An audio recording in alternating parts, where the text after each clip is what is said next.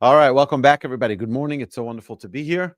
Welcome to the Parsha Review Podcast. It is incredible to have the weekly learning together, and the second portion in the book of Genesis is the portion of Noach. What happened at the end of the first portion of Bereshis? God says, mankind has become so evil. They've done so many immoral things. They've done so many things wrong. I need to wipe them all out. And God says to Noah, who was righteous in his generation, the righteous one, he says, take your wife, get a pair of each of the non-kosher animal, get 7 of the kosher animals, men and 7 pairs, and bring them into the teva, into the ark. The ark was, the Torah defines exactly the size, the length, the width, the height, 3 floors, garbage on the bottom, animals in the middle, and the mankind up on the top floor. And now the Torah says, towards the end of this whole story, Vayimach es kol yakum, and God blotted out all of existence, and he blotted out all of existence, Asher al pnei adama, that was on the face of the earth. Everybody, Adam ad behema, from man to animal, ad remes ve'ad of hashamayim, to the creeping things and to the birds of the heaven. Vayimachu min haaretz, they were all blotted out from the earth. Vayishor, what remained? Ach Noach va'asher ito bateva. The only survivors that were left was Noach and those who were with him in the ark.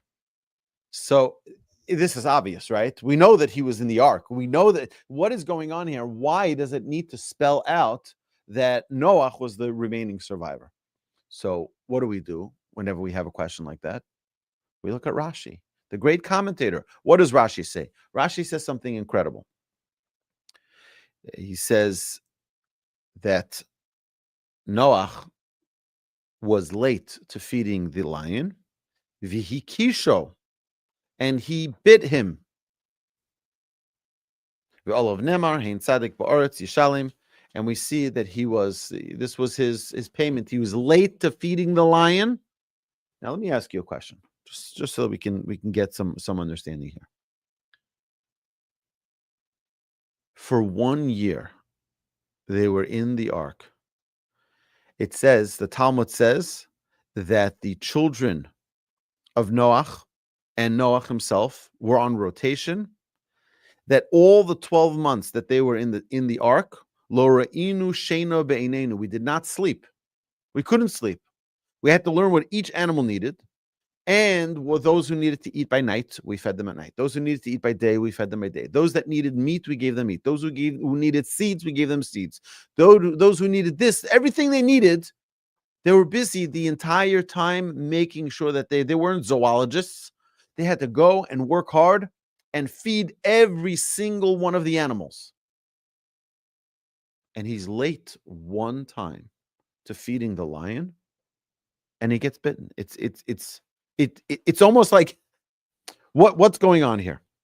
The Talmud says that the lion was sick. The Talmud says in Sanhedrin that the lion got sick. So Noach saw that he wasn't sick. He doesn't have an appetite. So it's okay. I'll get back to him right away. He wasn't even late. He was there on time, on schedule. You don't have an appetite? Okay, I'll come back soon. I'll feed you. Meanwhile, he goes to feed the other animals. Noach doesn't realize that the lion got his appetite back. And Noach comes late and he bites him. He went to just when he went to feed the other animals, the lion got hungry and he got angry and he bit him. So the Talmud says in Shabbat, Tractate Shabbat, it says that an animal cannot have any impact on a human unless he loses the image of godliness, the human being. We're an image of God. We're an image of God. Unless we lose that godly image, An animal cannot have any impact. I remember walking with my grandfather of blessed memory. We were walking. We grew up in Brooklyn till I was 10 years old. And we'd walk. They had the neighbors' dogs that would always run after us. They would chase us. Sometimes they would, sometimes they were nice and they would just smell us. Sometimes they would, jump on us and said they'd be aggressive sometimes. When my grandfather came, I remember I walked with him to synagogue. The dogs looked and they turned away and walked away. They just walked away. These are dogs to all of us, the entire neighborhood. They always were super aggressive. They saw something which was godly. They saw something which was great. They turned around and walked away. The Talmud says, "She'ein chaya sholetas ba'adam," an animal has no impact on a human, a negative impact, ela kishuhu me'abed tzelem elokim, unless he loses his godly image. It's frightening. How do we understand this? How do we understand this regarding Noach? Talking about Noach, who was so great. Noach was righteous. Our sages tell us that when someone does something for the public, they should do it l'shem shamayim. They should do it for the sake of heaven. You don't do it for your own accolades. You don't want to do it because, I want everyone to know how great I am. So I'm going to do this action. I'm going to do this deed. I'm going to do this. I'm going to do that. I'm going to volunteer here. So they put my name. They honor me. I'm going to make my donation so I get a big plaque. No, do it l'shem shamayim. Do it for the sake of heaven. And a person has to really, really be cautious and careful to ensure that what they're doing is for the sake of heaven, not for my own benefit. I'm not doing it for me. I'm doing it because this is the will of Hashem. And what happens if you're not able to fulfill your job and do what you wanted to do properly? Means you wanted to give that donation, but now people found out about it. And everyone's making, whoa, David, you know what David did? David made this massive donation to the synagogue. And now it's like everyone's giving you the credit. God says you intended to do it for the right reason. God, malan yalechem. I consider it as if you've done it with the fullest of godly intentions. Okay.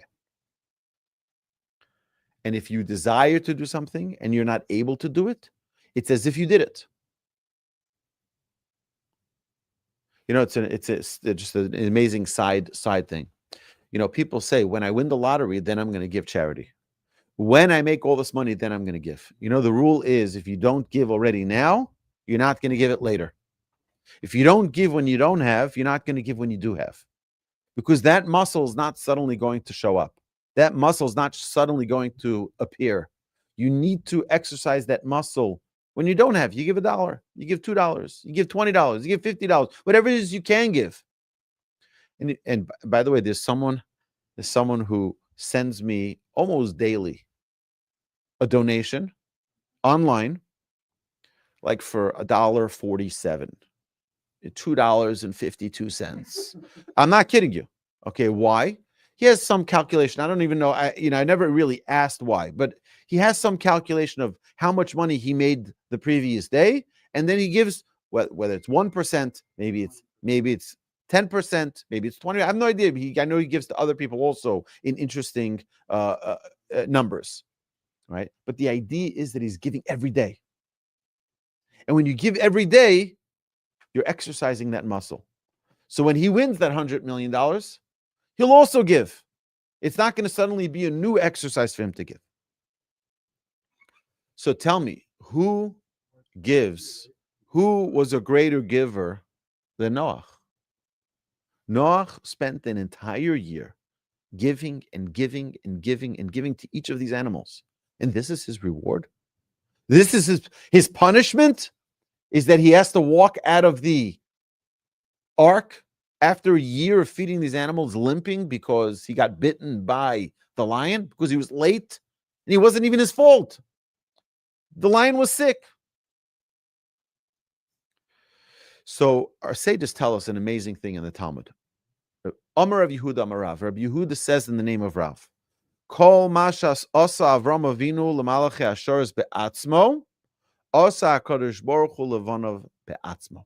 Whatever Abraham Whatever Abraham did himself for the angels that came to his house, he did it himself.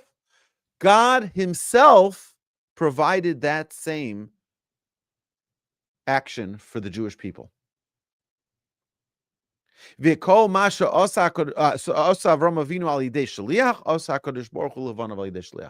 whatever Abraham did by messenger, God also provided for the children of Israel through a messenger. We know that we'll see this in 2 weeks Torah portion. We'll see that Abraham ran to the animals to go slaughter an animal. What happened? Later on in the book of Numbers, we see V'ruach nasa me'es Hashem v'yogas salvim minayam. God himself fed the Jewish people. We see that Abraham fed the angels himself. God fed the Jewish people himself. We see that in Genesis. We see that when Abraham fed the angels, he fed them himself the milk and the butter. God does the same. It says, God feeds them the bread, which butter is placed on the bread. God feeds the bread himself in Exodus. And he stood with them under the tree, these angels that came to visit Abraham. God says, Hineni omid lefanecha sham alatzur. I am going to stand there with you by the rock. And later we see Avram and Abraham goes and sends them off. And God in Exodus says, Vashem holech lifnehem yomam. God travels with them. So everything that Abraham did for the angels himself, God does himself for the Jewish people. But what does it say regarding the water? Abraham sends his son, Yukach no me'at mayim. He sends it by his son. So what happens when the Jewish people need water? How did they get the water in the desert? They get the water through the stone. They're going to need Moses to hit the stone. Later was to talk to the stone. They're not getting it directly from God. So now you have a couple of good questions, really important questions.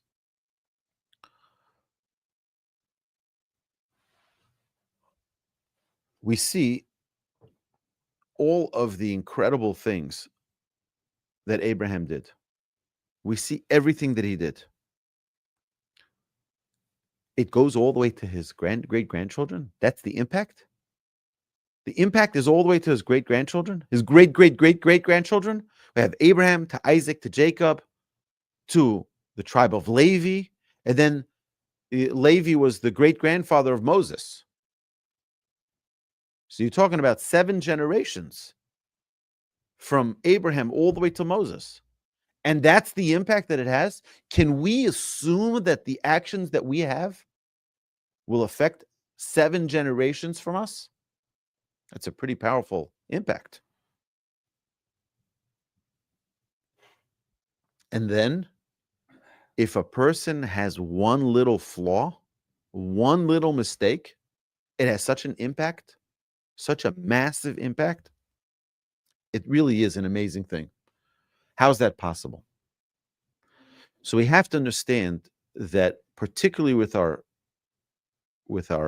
ancestors, with our patriarchs and our matriarchs, Abraham, Isaac, and Jacob, Sarah, Rebecca, Rachel, and Leah, it says, Ma'aseh avot siman lebanim. Their actions is a sign for us. Meaning, we can find within ourselves a way to connect to their actions. We can find within ourselves the blessings of their actions, and also those that were inactions are also found within ourselves. But it's a sign for us to see. If you think you can't attain greatness, you're making a mistake. You know why? Because you're a descendant of Abraham, Isaac, and Jacob, Sarah, Rebecca, Rachel, and Leah. They had greatness, so you have greatness too. Just by the way, current events, they were promised the land of Israel.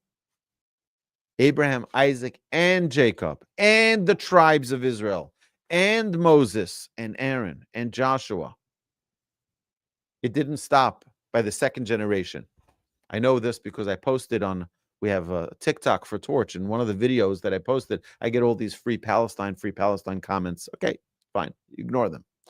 But on one of them, we talked about the promise that Hashem made to the land, to Abraham, Isaac, and Jacob, and the tribes, and Moses, and Aaron, and Joshua, and further, you go further, through the lineage of the Jewish people, and we see that promise was made time and again and again and again. So the guy says, yeah, but Yishmael. First says there's no such promise to Yishmael. It was a promise to the son of Abraham. So they're saying it was Yishmael. But it was also made to Isaac. And it was also made to Jacob. And it was also made to Jacob's children. That's very different. Okay. So that's just a side note.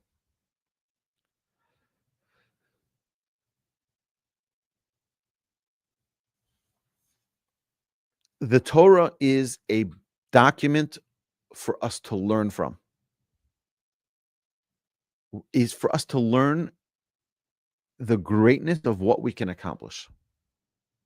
The Torah is not just a book of stories. It's not a history book. If it is, it's a very miserable one. It's it's not written well as a storybook or as a history book. It's a book of guidance. The Almighty is guiding us in how to live life. And we have to take everything we can from the stories of the Torah to learn and to infuse our lives with those inspirations. It says that when a child starts to talk, Aviv Malamdo Torah, his father needs to teach him Torah. What is Torah? Torah Tziva Lanu Moshe. You have to teach him the verse, Torah Tziva Lanu Moshe. That Moshe commanded us the Torah. That's what you need to teach your child. Why? Because the essence of who we are is formed by our early years. Girsat the Yankusar sages teach us. The early years have such an impact, which is why it's so vital, so important for us to ensure that when we have little children, that we don't just push them off. Go watch Sesame Street. Go watch this. Go watch that. If you want to know why there's indoctrination in some of the school systems around the country, particularly to young children, because they're very influenceable. They're very impressionable at a young age. When a child begins to speak, the first thing you do is you infuse emunah. Torah Tziva Lanu Moshe. Teach him Torah. What does it say about Rabbi Yeshua ben Hanania? He was such a great sage. It says, Ashrei Yoladato. Praise is the one who birthed him. Meaning, from a young age, they already instilled this emunah. They say about the Gaon of Vilna. The Gaon of Vilna, who lived, 200 years ago. The Gaon of Vilna, you're talking about at the age of 8, he finished the entire Talmud. He was already dealing with Kabbalah, when he was 10 years old. He knew everything in Torah. They say that his mother would put him, when he was a little baby, in the study hall while he was sleeping, so that subconsciously he would intake and internalize the words of Torah study. People were sitting in the study hall learning Torah all day, all night. She'd put him so that he'd hear it, to be an intake of Torah. And that has an influence. That has a tremendous power. We know that the beginnings are so critical. We know that it is so vital. The first years of a child's life, the early years, but also the beginning of a marriage. We know that the emphasis the Torah makes on a young couple in their first year of marriage. He's not supposed to be away from her one night, even one night. The first year of marriage. Our sages today, modern day rabbis, my grandfather included among them, say that today it's more than a year. It's 3 years, 7 years even, some say.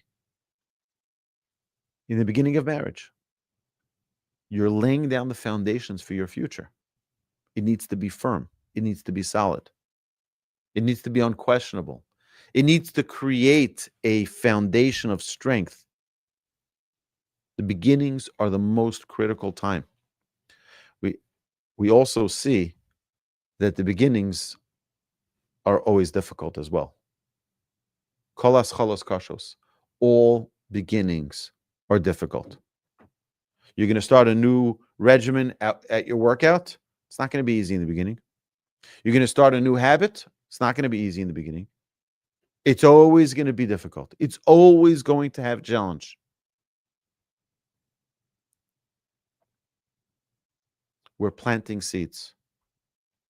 We're planting seeds not only for our future, we're planting seeds for our children, for our grandchildren, for our great-grandchildren, in the blessings that we recite in our prayer, our blessing for Torah, a blessing on the Torah. What do we say? V'harev no Hashem Elokeinu. Hashem, please make it sweet for us, the words of your Torah. That it should be for us, for our descendants, and our descendants' descendants. It should be sweet in their mouth. And they should come close to you through your Torah. What's that prayer? We're not only praying for ourselves, we're laying down the foundations. We're laying down the foundations for our future. And this is something which is so critically important for us to recognize and to realize. Noach was laying down the foundations for the future of mankind. He was laying down the foundation for the future of all animals, for the whole animal kingdom. Who's the king of all animals? It was the lion. There's a future that's at stake here. We have to be so careful with that future. That doesn't mean that we have to live in trepidation, and we have to live in fear. But on the contrary, we have to take it as an opportunity. We have to take it as an opportunity. We're laying down solid foundations for the future. We're laying down solid foundations for the future. My dear friends, we should learn from Noach. Lay down solid foundations. We should learn it from Abraham, Isaac, and Jacob, and from all of our ancestors, our matriarchs, our patriarchs, Sarah, Rebecca, Rachel, and Leah. The impact that we have from them is unimaginable how greatly impacted we are from them. Let's embrace it. Let's take it and expand on it. And let's give it over to our children as well. Hashem should bless us all. Have an amazing Shabbos.